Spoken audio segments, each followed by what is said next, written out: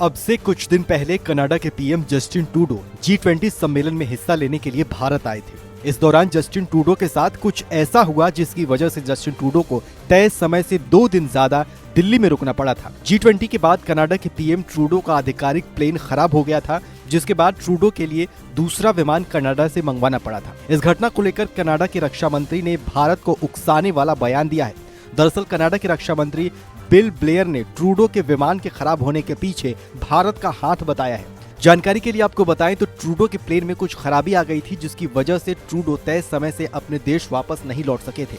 G20 की बैठक के बाद 11 सितंबर को पहली बार ये जानकारी सामने आई थी कि पीएम ट्रूडो और कनाडा के बाकी G20 प्रतिनिधिमंडल प्लेन में खराबी के चलते अपने देश नहीं लौट सके हैं।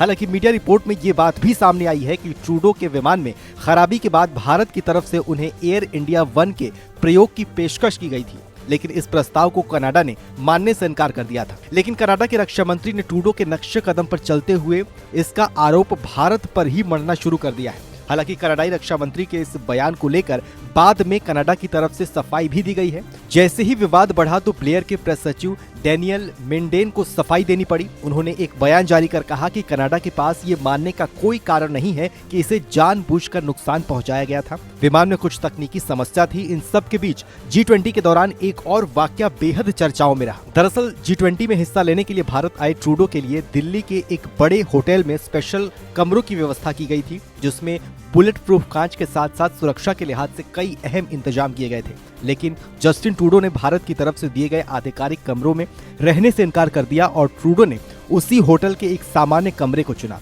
ट्रूडो के इस फैसले से भारत की सुरक्षा एजेंसियों की चिंता भी बढ़ गई थी। हालांकि ट्रूडो के अधिकारियों या फिर उनकी तरफ से ऐसा करने के पीछे की कुछ वजह नहीं बताई गई। ऐसे में कनाडा और भारत के बीच बढ़ते तनाव को लेकर ये बात भी सोचने वाली है कि आखिर कनाडा की तरफ से उठाए गए ऐसे कदम और इस तरह के बयानों के पीछे वजह क्या है।